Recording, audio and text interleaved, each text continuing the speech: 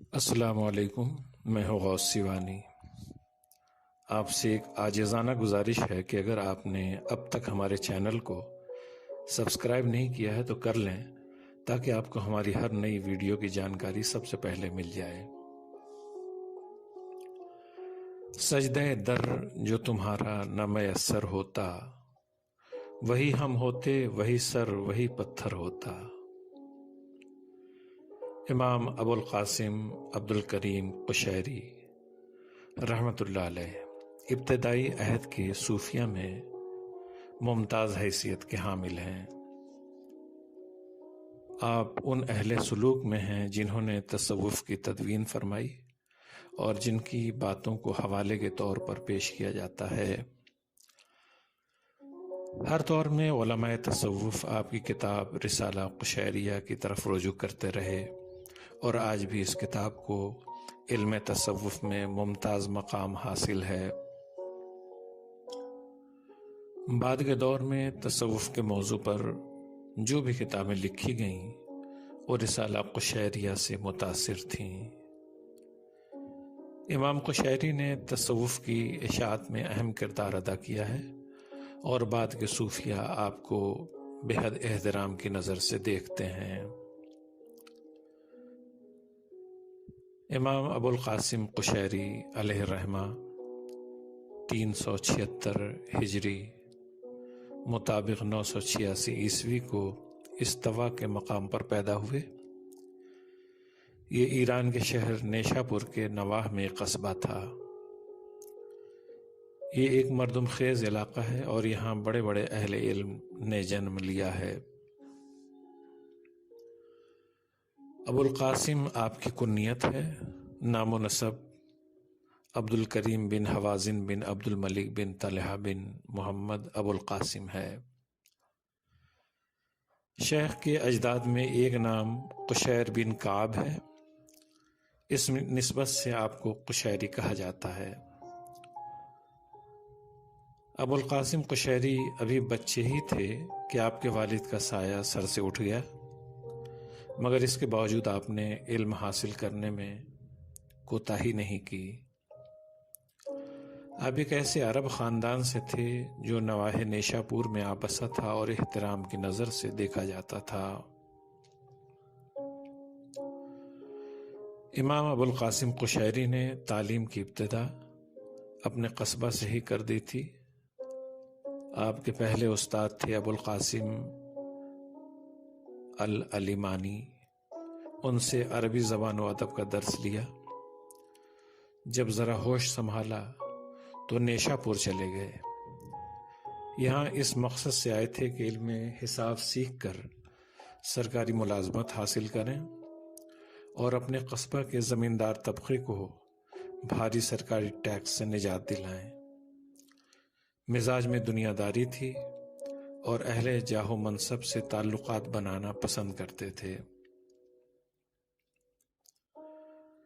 تب خراسان کا پایہ تخت نیشا پور تھا، حالانکہ اب یہ شہر ایران کا حصہ ہے، بلکہ خود خراسان بھی ایران میں شامل ہے۔ یہاں مالداروں اور اہل دنیا کی کوئی کمی نہ تھی۔ امام ابو القاسم قشیری نے بھی دنیا حاصل کرنے کی غرض سے علم حاصل کرنا شروع کیا۔ یہاں بڑے بڑے اہل علم تھے جن کے سبب نیشا پور کو علمی مرکزیت حاصل تھی۔ کئی اہل تصوف بھی یہاں روحانیت کا درس دیتے تھے، خصوصاً حضرت ابو علی الحسن بن علی نیشا پوری دقاق علیہ الرحمہ تھے، جو اپنے عہد میں روحانیت کے امام تھے اور ان کی شہرت دور دور تک پھیلی ہوئی تھی۔ ایک بار قشیری کا ان کے مجلس سے گزر ہوا، ان کی باتیں سنی، دل سے نکلنے والے ان کے الفاظ سیدھے دل میں اتر گئے۔ اسی کے ساتھ دل کی کثافت بھی دور ہو گئی اور سب کچھ چھوڑ کر راہ سلوک اختیار کر لیا۔ طریقت کی بنیاد علم شریعت پر ہے اور طریقت کے ہر مسئلہ کے لیے قرآن و حدیث سے دلیلیں لائی جاتی ہیں۔ لہٰذا راہ سلوک پر چلنے کے لیے علم شریعت کی ضرورت ہے۔ شیخ ابو علی دقاق نے ابو القاسم قشیری کو شریعت کا علم حاصل کرنے کا مشورہ دیا،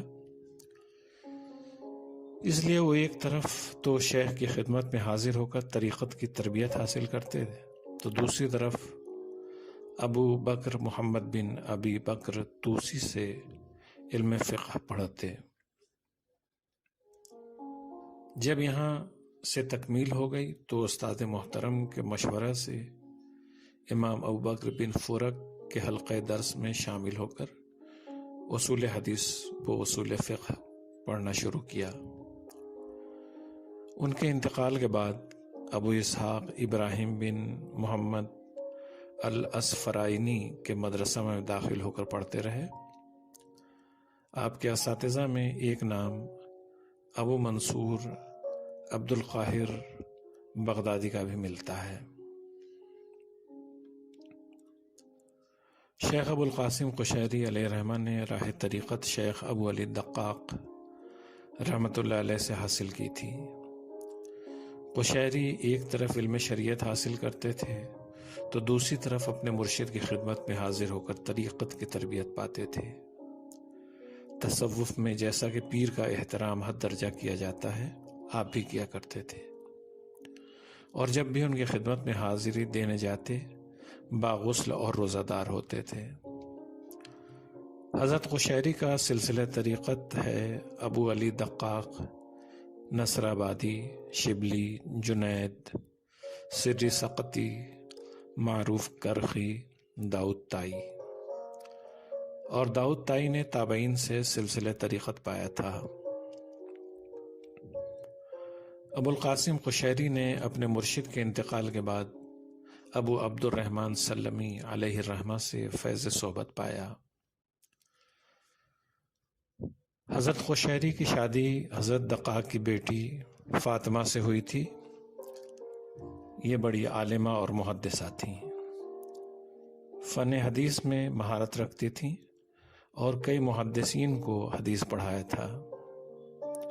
انہوں نے حدیثیں بھی روایت کی ہیں۔ اسی کے ساتھ یہ انتہائی عبادت گزار اور تقوی شعار خاتون تھیں۔ حضرت قشیری کے 6 لڑکے اور 1 لڑکی انہی کے بطن سے ہوئے۔ حضرت قشیری کے لڑکے ابو سعد عبداللہ، ابو سعید عبد الواحد، عبد الرحمن، ابو نصر عبد الرحمن، عبید اللہ، ابو المظفر عبد المنعم تھے، جو اپنے عہد کے زبردست عالم و فاضل اور صوفی تھے۔ آپ کی صاحبزادی امت الکریم بھی محدثہ تھیں اور کئی حدیثیں انہوں نے اپنے والدین سے روایت کی ہیں۔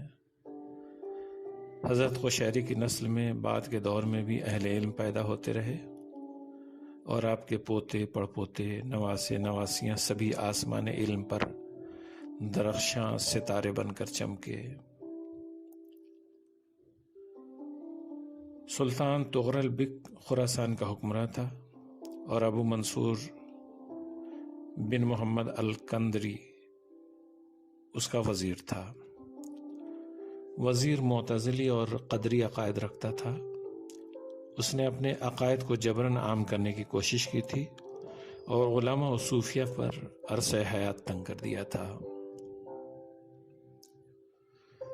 اس کی زد میں امام قشیری بھی آئے، جنہیں قید کر لیا گیا تھا اور واض و خطابت سے روک دیا گیا تھا، مگر ابو سہل بن موفق نے حملہ کر کے آپ کو آزاد کرا لیا اور پھر آپ بغداد چلے گئے، جہاں خلیفہ نے آپ کے ساتھ احترام بھرا برتاؤ کیا۔ اس کے بعد شیخ نے حج بھی کیا۔ اس سال بڑی تعداد میں علماء اور صوفیہ حج کے لیے جمع ہوئے۔ یہ سبھی حکومت کے ستائے ہوئے تھے، مگر اسی دوران 450 ہجری میں سلطان کے حکم سے کندری قتل کر دیا گیا اور قشیری نیشا پور واپس آئے۔ حالات اب بھی پوری طرح درست نہیں ہوئے تھے، لہذا آپ اہل و عیال کے ساتھ طوس چلے گئے۔ جب سلطان تغرل بگ کا انتقال ہو گیا اور اس کی جگہ اس کا بیٹا الپ ارسلان تخت پر بیٹھا اور نظام الملک توسی کو اپنا وزیر بنایا تو حالات تبدیل ہوئے۔ کھلے عام عشائرہ پر لعنت اور بزرگ صحابہ پر ملامت کا سلسلہ بند ہوا۔ تب آپ نیشاپور واپس آئے اور اپنی بقیہ زندگی یہیں گزاری۔ دور ابتلا کے تعلق سے قشیری نے اپنی کتاب شکایت و اہل السنہ میں بیان فرمایا ہے۔ انہوں نے بیان فرمایا ہے کہ 445 ہجری میں یہ دور شروع ہوا اور 10 سال تک جاری رہا۔ دور ابتلا آپ کے لیے بہت مشکل تھا۔ 10 سال تک ماں اہل و عیال ادھر ادھر بھٹکنا ایک مشکل کام تھا۔ یہ دور صرف آپ کے لیے ہی مشکل نہیں تھا بلکہ پورے اہل خراسان کے لیے مشکل تھا۔ اس فتنہ کے سبب عوام و خواص اپنے گھر بار چھوڑ کر مختلف ممالک میں پھیل گئے تھے۔ حج کے لیے جانے والوں میں 400 حنفی و شافعی علماء شامل تھے جو اس فتنہ کی وجہ سے گھر چھوڑ کر نکل آئے تھے۔ امام ابو القاسم قشیری علیہ رحمہ کی شخصیت گوناگون خوبیوں کی حامل تھی۔ آپ محض ایک صوفی نہیں تھے بلکہ کئی علوم و فنون کے جامع تھے۔ یہ الگ بات ہے کہ رنگ تصوف اتنا گہرا تھا کہ دیگر خوبیاں اس کے سامنے مات پڑ گئی تھیں۔ شیخ سپہگری و شہ سواری میں مہارت رکھتے تھے، یہاں تک کہ آپ کے سپاہیانہ کرتب معجز نما خیال کیے جاتے تھے۔ اس کے ساتھ زبردست محدث بھی تھے اور املائے حدیث کی مجلس کیا کرتے تھے جس میں سینکڑوں طلبہ شامل ہوتے تھے اور حدیثیں لکھا کرتے تھے۔ اس کی ابتدا 447 ہجری میں ہی ہوئی، مگر جب آپ نے نیشاپور چھوڑا تو یہ سلسلہ بند ہو گیا اور 455 ہجری میں دوبارہ شروع کیا جو آپ کی وفات تک جاری رہا۔ شیخ ابو القاسم عبد الکریم قشیری کے تعلق سے مزید معلومات کے لیے اس سلسلے کی دوسری ویڈیو ضرور ملاحظہ فرمائیں۔ بزرگان دین اور تصوف کے بارے میں جانکاری کے لیے آپ ہمارے یوٹیوب چینل کو سبسکرائب کریں تاکہ ہر نئی ویڈیو آپ تک سب سے پہلے پہنچ سکے۔